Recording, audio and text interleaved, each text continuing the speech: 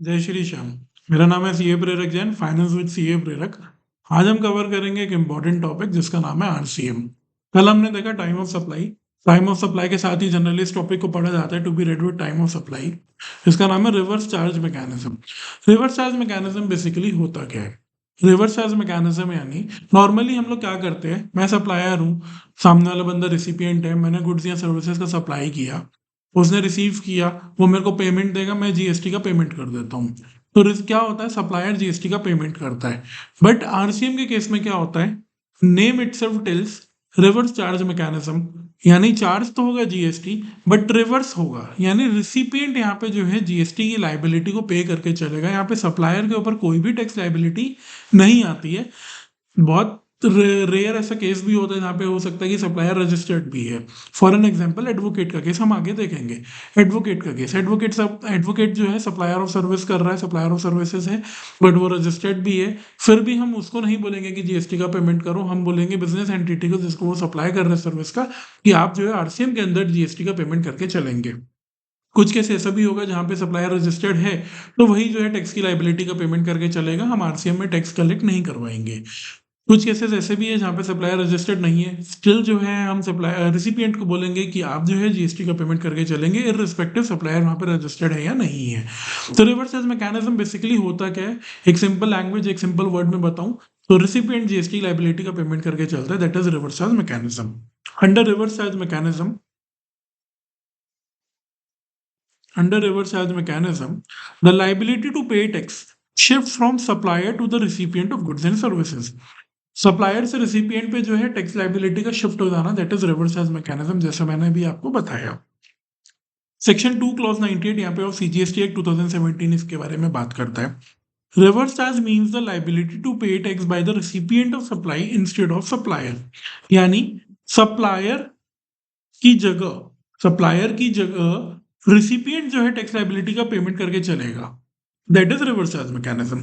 Simple language में क्या हुआ, नॉर्मली क्या होता है, सेलर कलेक्ट करता है GST, seller collect GST and pay to the government. लेकिन आरसीएम में buyer himself will collect the GST, will pay the GST directly from the government, not collect the GST.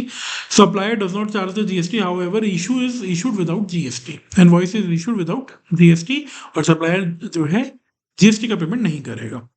Y RCM exist, क्यों होता है RCM? Tax करने के लिए of unorganised structure, cash में supply, non registered person है उनसे ensure करना कि टैक्स हमको मिल गया, cover notified services and prevent revenue leakage. एक एक करके देखते हैं क्या होता है ये। To tax on our organised structure, यानी many suppliers operates outside the tax net due to, बहुत सारे ऐसे सप्लायर्स हैं जिनके ऊपर जीएसटी एप्लीकेबिलिटी नहीं है। रीजन क्या हो सकता है, टर्नओवर बहुत कम है, कंप्लायंस कैपेबिलिटी नहीं है उनके ऊपर। हम अगर थोप भी देंगे कि आप जीएसटी में आओ, तो भी वो कंप्लायंस ही नहीं कर पाएंगे, हमको पता है वो इतने वीक है। या फिर इनफॉर्मल नेचर ऑफ बिजनेस है, नहीं बिजनेस नेचर ऐसा है कि बहुत इनफॉर्मल है, फॉर्मल नेचर ऑफ बिजनेस नहीं है उनका। तो आरसीएम इंश्योर करता है कि गवर्नमेंट को टैक्स मिल जाए through the recipient but not from the supplier, without forcing registration on such suppliers.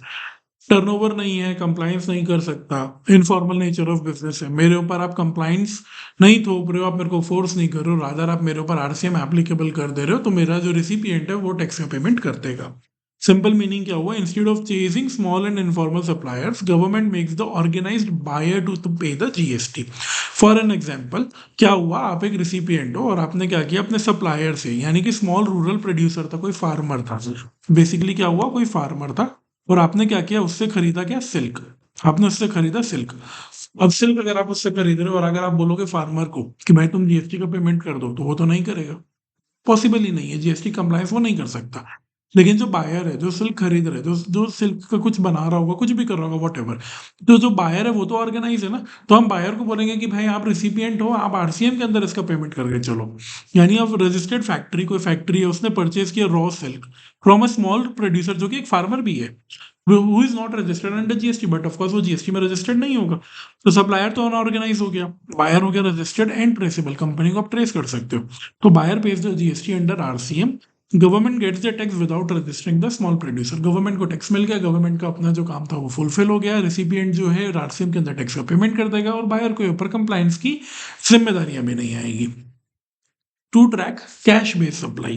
Law का इंटेंशन क्या है, सर्टेन सेक्टर्स डील हैवीली, कुछ ऐसे सेक्टर्स होते हैं जो कि कैश ट्रांजेक्शन में हैवी डील करते हैं, कोई इन्वॉइसेस नहीं होते और कोई ऑडिट ट्रेल भी नहीं होता। एग्जाम्पल अगर देखूं मैं तो इनका आता है लोकल ट्रांसपोर्ट। आप लोकल ट्रांसपोर्ट करवाते हो अपने किसी गुड्स का, जैसे कि transporter issues consignment note but does not charge GST. Transport sector is largely cash driven and company is fully traceable. तो जो कंपनी है ना, जो रिसिपिएंट है, वो यहाँ पे पेमेंट करके चलता है। RCM shift liability to entities with accounting system where supplier does not maintain proper records, buyer becomes tax check point but of course so GST paid by the company under RCM. Like for an example, जैसे मैं company recipient of service हूँ, मेरा जो supplier है, transporter है, वो मेरे को गुड्स ट्रांसपोर्ट की सर्विसेज प्रोवाइड करता है। हैवी डील्स होती है कैश में, ट्रांसपोर्टर को तो नहीं ट्रैक किया जा सकता, उसके ऊपर कंप्लायंस नहीं थोपा जा सकता, लेकिन मैं तो कंपनी हूँ, मेरे को तो ट्रेस किया जा सकता है। तो उस केस में गवर्नमेंट ने क्या किया कि भाई आप कंपनी हो, आप रेसिपिएंट हो, आप ही आरसीएम के अंदर जो है गुड्स ट्रांसपोर्ट का सर्विस जो आप ले रहे हो उसका जो है टैक्स का पेमेंट करके चलो। To ensure tax from non registered persons, कुछ ऐसी ट्रांजेक्शन होती है जहाँ पे सामने वाला रजिस्टर्ड नहीं है लेकिन हम आरसीएम में टैक्स कलेक्ट करेंगे। जैसे कि सीमेंट, सीमेंट एक नोटिफाइड गुड है। सीमेंट का अगर मैंने परचेज किया, रजिस्टर्ड बिल्डर है, उसने सीमेंट को परचेज किया फ्रॉम एन अनरजिस्टर्ड डीलर, छोटी सी दुकान, कोई बिल्डिंग मटेरियल की शॉप थी, बिल्डिंग मटेरियल की दुकान से मैंने क्या किया, मैंने खरीदा सीमेंट। सीमेंट मैंने खरीदा, तो गवर्नमेंट ने क्या बोला, आप रजिस्टर्ड बिल्डर हो, आप रजिस्टर्ड बायर हो, आप जो हो सप्लायर तो यहाँ पे अनरजिस्टर्ड है, वो तो जीएसटी नहीं ले सकता, और सप्लाई को कर दिया टैक्सेबल, कि सीमेंट की ट्रांजेक्शन टैक्सेबल हो जाएगी। तो बिल्डर को जो है जीएसटी आरसीएम के अंदर पेमेंट करके चलना पड़ेगा, यानी unregistered person can not collect GST but of course but supply still में बी टैक्सेबल, यानी सीमेंट की सप्लाई जो है वो तो टैक्सेबल है, और सप्लायर अनरजिस्टर्ड है तो वो जीएसटी कलेक्ट नहीं कर सकता। तो रिसिपिएंट यानी रजिस्टर्ड बिल्डर जो है, जो रजिस्टर्ड रिसिपिएंट है, उसको जो है जीएसटी का पेमेंट करके चलना पड़ेगा, यानी recipient must pay tax. RCM ensures tax is not lost merely due to non registration. Merely supplier जो है स्मॉल डीलर है, रजिस्टर्ड नहीं है, जस्ट बिकॉज उसके कारण मैं सीमेंट पर टैक्स नहीं लगाऊं, ऐसा नहीं होने वाला। गवर्नमेंट ने बोला रिसिपिएंट को जो है टैक्स का पेमेंट करना पड़ेगा। To cover notified sensitive services, जैसे कि यहाँ पे एडवोकेट की सर्विसेज आ जाती है।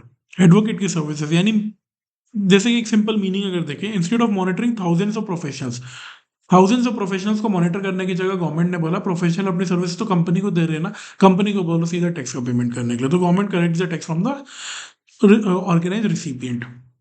कौन सी ट्रांजेक्शन, जैसे कि high value, litigation prone, difficult to monitor, जैसे कि legal services, sponsorship, director services, import of services, इस केस में जो है रिसिपिएंट जो है टैक्स का पेमेंट करके चलेगा। Example, a company hires an advocate for GST appeal, GST की अपील के लिए कंपनी ने एक एडवोकेट को हायर किया, एडवोकेट रजिस्टर्ड था, बट स्टिल जो है कंपनी ही टैक्स का पेमेंट करेगी, और एडवोकेट अगर अनरजिस्टर्ड है तो भी कंपनी टैक्स का पेमेंट करेगी, आरसीएम यहाँ पे लगेगा। Advocate issues bill without GST, company is audited and registered, company pays GST under RCM, easy enforcement and reduce litigation. To prevent revenue leakage, यानी सम सप्लाईज में have risk of non payment, input tax credit misuse या fake billing concerns. तो RCM क्या करता है, RCM में actually क्या होता है ना, जब आप अपना सप्लायर जो है, जब फॉरवर्ड चार्ज है, इसको बोलते हैं, देखो दो दो तरीके होते हैं, एक होता है फॉरवर्ड चार्ज, एक होता है फॉरवर्ड चार्ज, एक होता है रिवर्स चार्ज। रिवर्स चार्ज यानी आरसीएम जो हम पढ़ रहे हैं, फॉरवर्ड चार्ज यानी एफसीएम, फॉरवर्ड चार्ज मैकेनिज्म।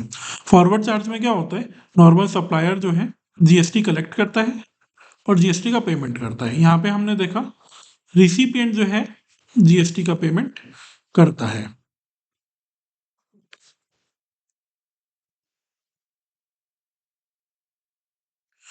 तो फॉरवर्ड चार्ज के केस में कैसे होता है ना, सप्लायर जो है जीएसटी का जब पेमेंट करता है वो अपना इनपुट टैक्स क्रेडिट को यूटिलाइज कर सकता है, लेकिन रिवर्स चार्ज मैकेनिज्म के केस में कैसे होता है, रिवर्स चार्ज मैकेनिज्म के केस में आपको जो है सिर्फ और सिर्फ कैश आप यूज करते हो to pay the tax. Cash जब आप पे करोगे उसके बाद आप इसको अपना आईटीसी में इंक्लूड करके जो है आप इसको अपना आईटीसी में ले सकते हो, लेकिन आपको जो आरसीएम का पेमेंट करना पड़ेगा ना, that should be done through cash payment. आप वहां पे अपना आईटीसी का यूटिलाइजेशन नहीं कर सकते, ठीक है। तो आरसीएम में क्या हुआ, ensures taxes paid first credit later, वही चीज मैंने बताई। रिवर्स चार्ज मैकेनिज्म के केस में आप पहले कैश से पेमेंट करोगे, आप पे कर दोगे, उसके बाद आप आईटीसी ले सकते हो। Wherever in forward charge mechanism में कैसे होता है, सप्लायर जो है जीएसटी का पेमेंट करता है। वो पेमेंट कैसे करता है? It can be done through ITC, it can be done through ITC also.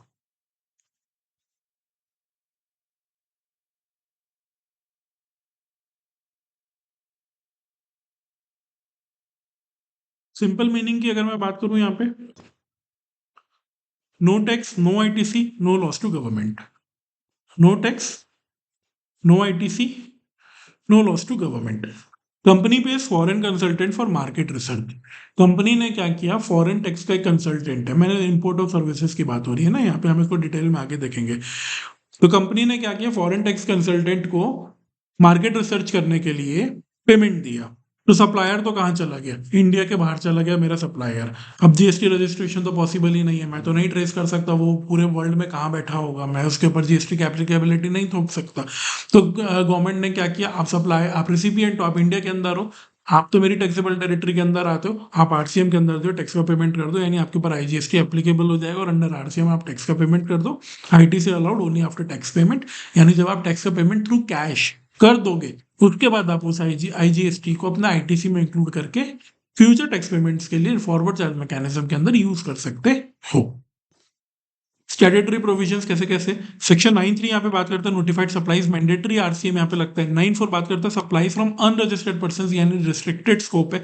और सेक्शन 5(3) आईजीएसटी का बात करता है import of services and notified IGST supplies.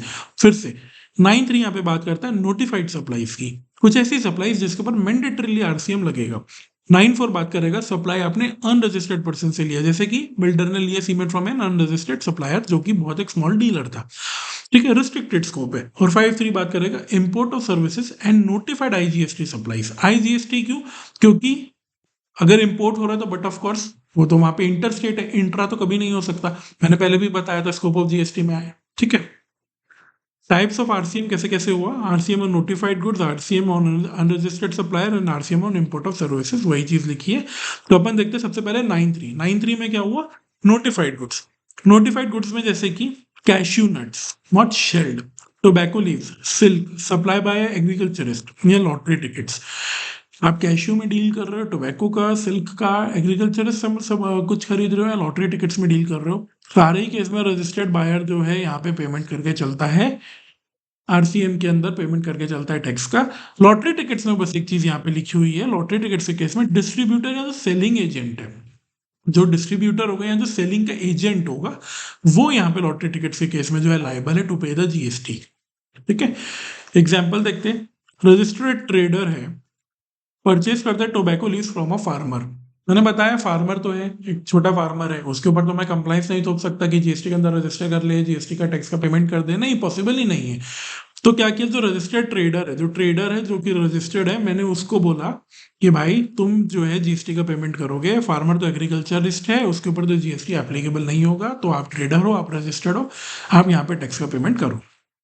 अब अपन देखेंगे कुछ नोटिफाइड सर्विसेज, कुछ ऐसी नोटिफाइड सर्विसेज है जिनके ऊपर जो है जीएसटी का पेमेंट आपको करना पड़ता है 9(3) के अंदर। ये तो हो गई गुड्स, नोटिफाइड गुड्स। अब अपन देखेंगे नोटिफाइड सर्विसेज, ये बहुत इंपॉर्टेंट है। What are this notified services?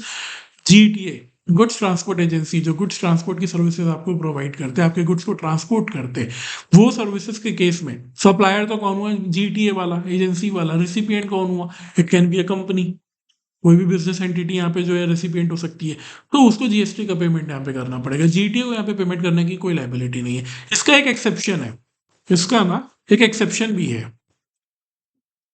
Exception क्या है, अगर जीटीए रजिस्टर्ड है अंडर जीएसटी और वो डिक्लेयर करता है कि वो जीएसटी का पेमेंट करेगा, तो उस केस में सप्लायर रिसिपिएंट जो है उसको जीएसटी का पेमेंट करने की जरूरत नहीं है।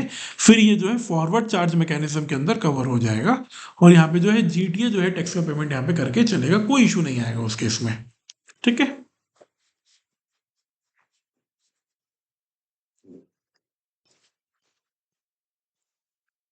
लीगल सर्विसेज, जैसे कि कोई एडवोकेट है, वो लीगल सर्विसेज प्रोवाइड कर रहा है किससे, बिजनेस एंटिटी को, तो उस केस में कैसे होगा, एडवोकेट जो बिजनेस एंटिटी को सर्विस प्रोवाइड कर रहा है, यहाँ पे बिजनेस एंटिटी आरसीएम के अंदर टैक्स का पेमेंट करेगी। स्पॉन्सरशिप की सर्विसेज है, कोई भी पर्सन सप्लायर हो सकता है, यहाँ पे कोई भी स्पॉन्सरशिप की सर्विस प्रोवाइड कर सकता है, लेकिन बॉडी कॉर्पोरेट जो कि रिसीव कर रही है दैट सर्विसेज, वो यहाँ पे टैक्स का पेमेंट करेगी। डायरेक्टर सर्विसेज, डायरेक्टर सप्लायर हुआ, कंपनी रिसिपिएंट हुई, कंपनी जो है जीएसटी का पेमेंट करेगी। डायरेक्टर, डायरेक्टर तो एक इंडिविजुअल पर्सन है, आप उसको तो नहीं ट्रेस कर पाओगे, आप कंपनी को ट्रेस कर सकते हो, कंपनी को ट्रेस करो, कंपनी के ऊपर जीएसटी की लायबिलिटी लगा दो। डायरेक्टर सर्विसेज का भी एक एक्सेप्शन है, एक्सेप्शन नहीं बोलूंगा, रादर एक क्लैरिटी में बोलूंगा, यहाँ पे क्लैरिटी होनी चाहिए। लाइक फॉर एन एग्जाम्पल ना, क्या हुआ, फॉर एन एग्जाम्पल हुआ ऐसा कि डायरेक्टर ने जो है ना दो चीजें करी। एक तो डायरेक्टर ने सैलरी, यानी डायरेक्टर्स रेम्यूनरेशन, एक इसने ली सिटिंग फीस। लॉ के अंदर आपने पढ़ा होगा कि जो है सिटिंग फीस भी यहाँ पे डायरेक्टर लेता है, जब वो कोई भी बोर्ड मीटिंग में या बैठता है या कुछ भी होता है तो डायरेक्टर सिटिंग फीस लेता है, डायरेक्टर सिटिंग फीस लेता है। तो उस केस में क्या है, सिटिंग फीस तो है जो आपका इसके अंदर कवर होता है आरसीएम के अंदर, लेकिन सैलरी नहीं होता। सैलरी क्यों नहीं होता, क्योंकि वो आपका था एम्प्लॉयर एम्प्लॉय रिलेशनशिप। अगर आपका एम्प्लॉयर एम्प्लॉय रिलेशनशिप अगर बैठा हुआ है तो वो जीएसटी के स्कोप के अंदर नहीं है, वहां पे जीएसटी एप्लीकेबल नहीं होगा।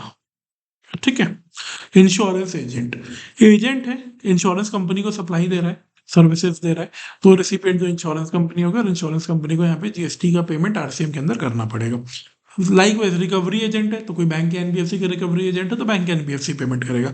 आपने रेंट किया कैब को, आप तो इंडिविजुअल हो या कोई कंपनी भी हो सकते हो, बॉडी कॉर्पोरेट पेमेंट करेगा। Security services, security agency security services provide कर रही है, छोटी फर्म भी हो सकती है, कोई इंडिविजुअल भी हो सकता है, तो सिक्योरिटी सर्विसेज प्रोवाइड कर रहा हो, उसके में जो बॉडी कॉर्पोरेट जिसको सर्विसेज मिल रही है वो आरसीएम के अंदर पेमेंट करेगा। कॉपीराइट म्यूजिक, यानी मैं क्या हूँ, अदर हूँ। ठीक है, मैं ऑर्डर हूँ, मैंने सर्विसेज दिया पब्लिशर को, टी सीरीज को मैंने कोई सर्विस दी, मैंने कोई गाना गा के बताया, ठीक है, तो केस में क्या है, जो मेरा पब्लिशर होगा वो यहाँ पे पेमेंट करेगा। ठीक है। Transfer of development rights, land owner ने क्या किया, ट्रांसफर कर दिया डेवलपमेंट राइट्स को। Transfer of development rights is supply of service under GST, we have read this under scope of GST, पहला वीडियो आप देख सकते हो, कोई इशू नहीं है। तो यहाँ पे जो है मेरा डेवलपर जो है वो यहाँ पे रिसिपिएंट हो गया ऑफ सर्विसेज, और वो यहाँ पे आरसीएम के अंदर पेमेंट करेगा। की points, if service is notified, RCM applies even if the supplier is registered. वही मैंने आपको बताया, ये सर्विसेज तो सारी नोटिफाइड सर्विसेज है। अब इस केस में कैसे हुआ ना, एडवोकेट है, सप्लायर है, और ये क्या है ना, रजिस्टर्ड है, ये रजिस्टर्ड है, और इसने सर्विसेज दी बिजनेस एंटिटी को, तो डजेंट मैटर ये रजिस्टर्ड है, उस केस में भी जो है बिजनेस एंटिटी यहाँ पे टैक्स का पेमेंट करेगी। गवर्नमेंट बोलती है हम एडवोकेट से पंगा नहीं लेना चाहते। तो एक एग्जाम्पल था कि अगर सर्विसेज मेरी नोटिफाइड है, सप्लायर मेरा रजिस्टर्ड है, तो भी जो है आपको आरसीएम के अंदर जो है बॉडी कॉर्पोरेट या रिसिपिएंट ऑफ सर्विसेज को ही पेमेंट करना पड़ेगा। एक्सेप्शन मैंने यहाँ पे बताया जीटीए का, एक्सेप्शन मैंने आपको बता दिया यहाँ पे जीटीए का। Legal services to individuals non business no RCM, legal services to business entity RCM, ये तो एडवोकेट वाला हो गया। ठीक है। A company has an advocate for tax litigation, advocate issue करता है इनवॉइस विदाउट जीएसटी, कंपनी जो है यहाँ पे आरसीएम का पेमेंट कर देगा। आरसीएम अंडर सेक्शन 9(4), यानी specified class of registered person receiving supply from unregistered supplier. उसमें कौन कौन आया मैंने बताया, प्रोमोटर्स, बिल्डर्स, और सप्लाई क्या, वो सीमेंट हो गया, कैपिटल गुड्स हो गया, या फिर डेवलपमेंट राइट्स हो गए इन रियल एस्टेट। अब सीमेंट, कैपिटल गुड्स या कोई भी development rights in real estate, development rights का मैंने यहीं पे आपको बता दिया। डेवलपमेंट राइट्स, तो डेवलपर जो यहाँ पे पेमेंट करता है, डेवलपर जो है आरसीएम का पेमेंट करता है, यानी प्रमोटर या बिल्डर। एग्जाम्पल देख लेते हैं रियल एस्टेट का। Builder buy cement from unregistered supplier, builder payment करेगा आरसीएम के अंदर। Import of services, import of services, legal provision क्या बोलता है, section 53 of IGST act, RCM applies when supplier is located outside of India, recipient located in India, place of supply in India. देखिए example से समझते हैं, supplier जो है ना यूके में है, क्या है, कंसल्टेंसी फर्म है, एक कंसल्टेंसी फर्म है, यूके में बैठी है, ये जो है सप्लायर ऑफ सर्विस है, इंडिया में बैठा है कोई ABC limited.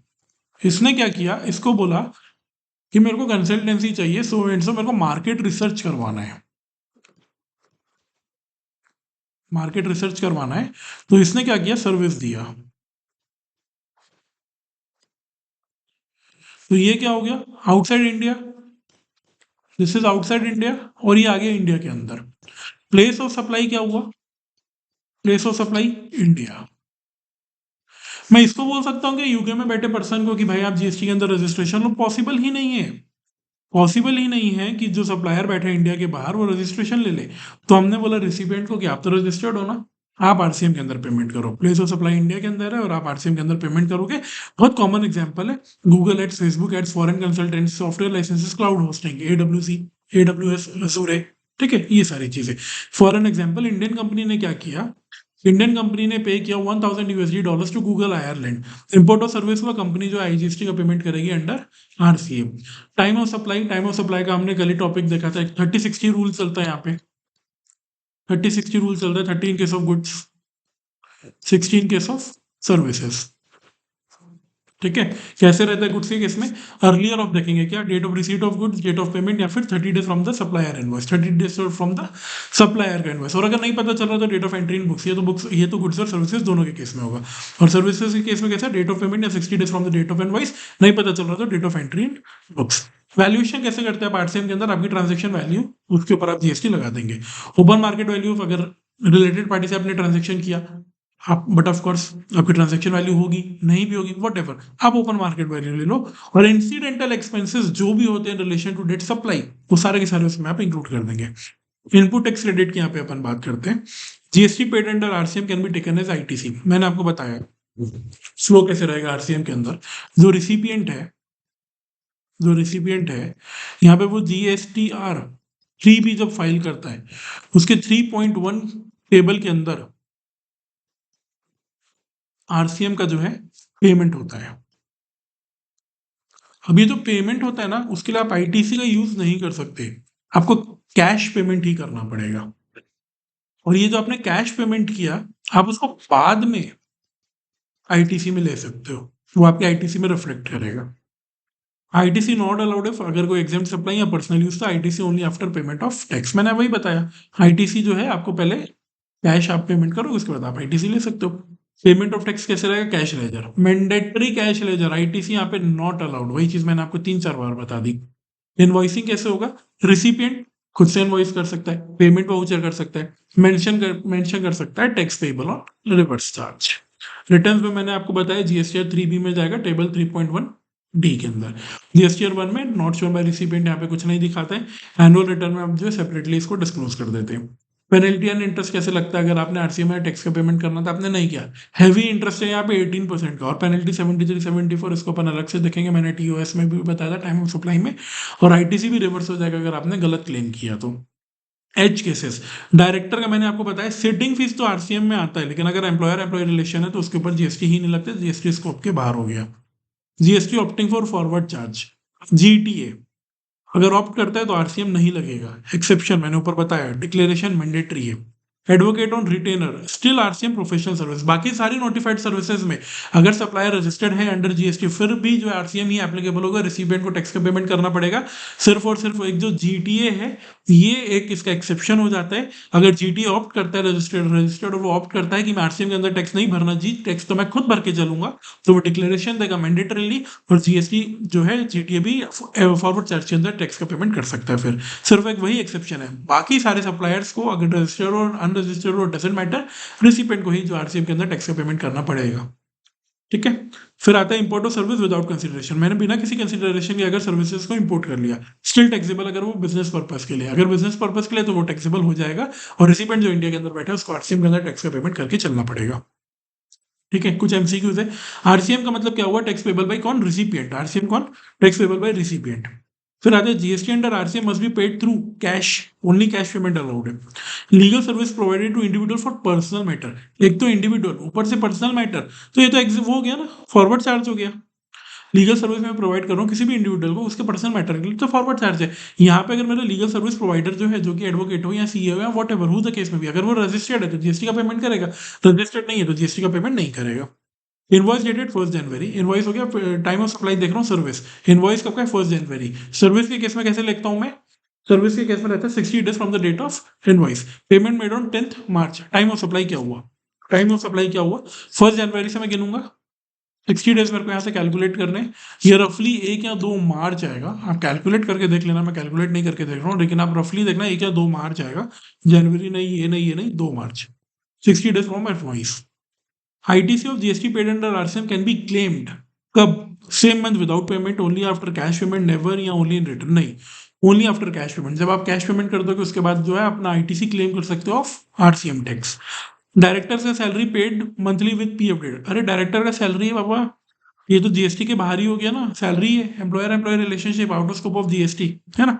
Core philosophy of RCM क्या हुआ, आरसीएम करता है shift of tax liability to the person who is easiest to pay tax, audit and trace, जो कि इजीली ट्रेस हो सकता है, जो कि इजीली जिसको ऑडिट कर सकते हैं, जो कि इजीली टैक्स का पेमेंट दे देगा, जैसे कि बिजनेस, कॉर्पोरेट, वॉटेवर। तो आरसीएम उसके ऊपर टैक्स का बर्डन शिफ्ट करता है और सप्लायर को कंप्लाइंसेस से बचा देता है। This is RCM, reverse charge mechanism. Thank you so much.